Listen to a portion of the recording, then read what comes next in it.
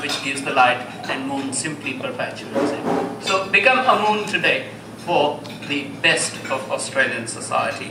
My next guest is Her Excellency Mrs. Rima Ahmed Alaadeen, Ambassador of the Hashemite Kingdom of Jordan to Australia, and she took this post in 2010. Prior to her current posting, Her Excellency served as the Director of Human Rights and Human Security Department at the Ministry of Foreign Affairs in Jordan. She has served in the Jordanian Diplomatic Corps for over 2 decades with postings in Europe, Asia and the Middle East. She has a degree in law and also studied defense theories at the Jordanian Royal Defense Academy. But nothing to fear with her training. She is such a wonderful person. Please welcome Rima Alaadeen.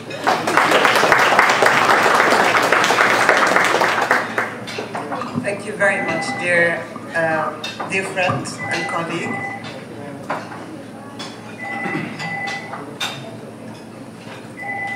Your Excellencies, ladies and gentlemen, one and all. Assalamu alaikum wa rahmatullahi wa barakatuh.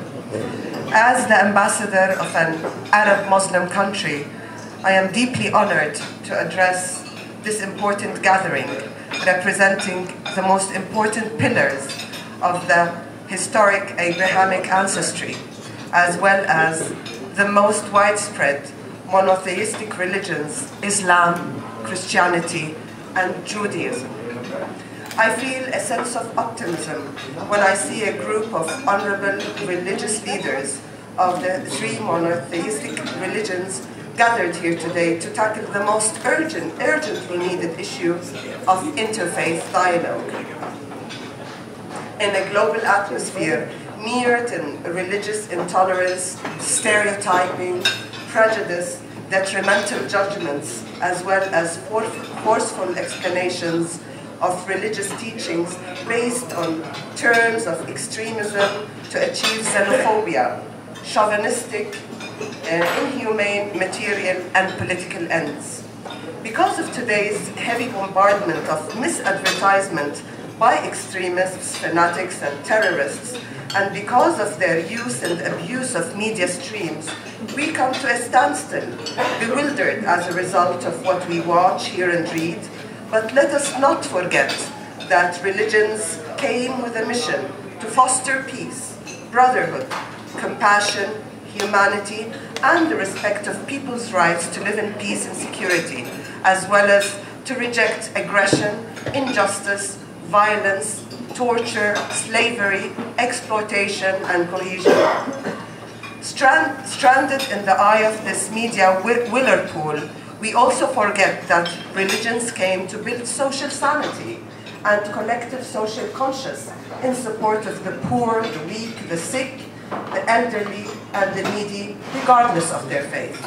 Today, fanatics and extremists work vehemently to change our attitudes from being collective humanitarian protagonists to antagonists, with all the meanings that antagonism holds, pushing the moderate, the sane, and the logician to be afraid or shy from calling for sanity, moderation, and respect of humanity. Feeling stranded and unable to combine the great humanitarian qualities of the 3 monotheistic religions to manifest them as unifying factors among the believers of the 3 great religions, I believe it now becomes our job to work on asserting the unifying factors of peace and tolerance, humanity and compassion simultaneously among believers and non-believers alike, as well as to put together a joint prayer to pray to God Almighty to save us and our future generations from the devilish trends of radicalization, fanaticism, chauvinism, xenophobia, and terrorism perpetrated in the name of a belief or a religion. Excellencies, dear friends and colleagues, the Hashemite Kingdom of Jordan has been exerting relentless efforts to promote interfaith dialogue that fosters the concepts of tolerance among followers of different religions. Jordan has been dedicated to the improvement of mutual understanding between the Islamic and Western worlds and enhancing dialogue between Muslims, Christians, and Jews. His Majesty King Abdullah's recent visit to the Vatican earlier this year for talks with His Holiness Pope Francis was timely and promptuous for more than one reason. Namely, both Jordan and the Vatican are championing interfaith dialogue, not only to promote positive change of ideas on tolerance, but also to use the common message of the three Abrahamic faiths to end conflict in the region and elsewhere in the world and promote global peace. As the King pointed out, the Vatican and the Kingdom are partners in promoting the values of peace, tolerance, coexistence between Islam and Christianity. At the same time, Jordan is working with all stakeholders to establish a culture of dialogue among members of all faiths to counter violence, extremism, and religious fanaticism. During his visit to the Vatican, His Majesty also discussed Jordan's and Vatican's message about the need for interfaith dialogue that is put to practical use for all mankind, a message that must be put in the service of peace in our region and far beyond. True faith could be a maker of peace, particularly in our part of the world, plagued by numerous conflicts and disputes. Unfortunately, some misguided religious extremists could also use religion to spread hatred and create discord, and that is utterly unacceptable. Jordan has always been a tolerant country where Muslims and Christians lived together in harmony for generations. And there is no reason to believe that things will change, even if developments in some neighboring countries may raise fears. As a matter of fact, Jordan opened its borders to Christians fleeing from religious and sectarian repression in neighboring countries. The recent visit of His Holiness the Pope to Jordan clearly indicated how Jordanian Christians are fully integrated in the national life of our country, an integral and key component of our proud, rich social fabric. In common with many countries, Jordan has a concept of the traditional churches, 14 traditional churches in our case, with whom the modus vivendi is very clear. A steady conversation exists between them as well as with the larger community. The interaction between the churches of the Christian community is very much part of the dynamics of the Jordanian Christianity.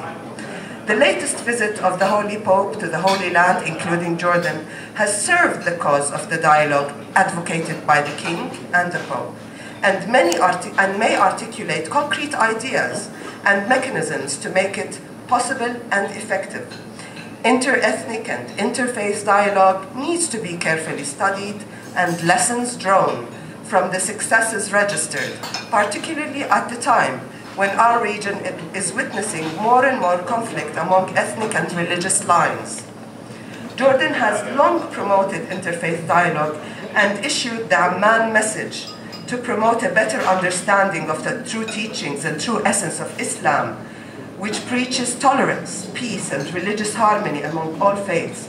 Jordan is open for sharing and comparing experiences and promoting religious harmony among the monastic faiths as well as within the different sects of Islam. Jordan understands the importance of interfaith dialogue and the role of Islam in promoting such dialogue. It warns about the increase of sectarian and ethnic and racial conflicts in the Middle East and elsewhere in the world, conflicts that do not benefit but the very few with selfish, destructive agendas. Efforts to promote harmony and understanding among various religions, racial and ethnic groups must be pursued more vigorously. Terrorism that uses religion to influence people is the gravest cultural threat to all of us. In his recent speech at the United Nations General Assembly, His Majesty the King announced that in the context of Jordan's interfaith and intrafaith harmony efforts, the king announced that the kingdom, which is currently a non-permanent member of the United Nations Security Council, will propose a draft resolution that will label violations like, and I quote, the aberrant new crimes against religious communities seen recently in Syria and Iraq as genocide and crimes against humanity, unquote. We are deeply alarmed by the Christian exodus from the region. Today, there are more Christians from Jerusalem, many of whom Jordanian card holders or passport holders living in Sydney, Australia, than in Jerusalem itself. There's a deep concern about the immigration amongst the community of Arab Christians. On the other hand, let's hope that the Arab communities abroad can help the Enlightenment tradition to revisit our region. They can be an important means of transmission, a bridge of the best of world ideas to our part of the world. Finally, we all can be champions of change to bring more understanding and harmony amongst the followers of the three religions and beyond, as well as to foster the true essence of the three holy religions, which is based on peace, compassion, and mercy. I hope that our collective efforts will also refute the misunderstandings and negative stereotyping resulting from radical and fundamental doctrines which have nothing to do with the true peaceful, moderate, and compassionate missions of our three great religions. Finally, can I conclude with an observation? I am amazed, time and again, how similar we are, regardless of race, religion, or background. But until we realize that what unites us is far more than what divides us, we won't fulfill our potential or attain the promises of our times. Thank you very much. Thank you very much for such wonderful thoughts, Excellency Rima. You reminded that all of us are similar, and I must acknowledge the presence of my mentor, Dr. Paul Dahl here, who has taught me the similar sort of things in biochemistry labs, and basically the blood is red, even the hormones are the same, enzymes are the same, and all those kind of things. And Dr. Tehseen is also there. You are gratefully acknowledged. My next speaker is Her Excellency Naila Chauhan, High Commissioner of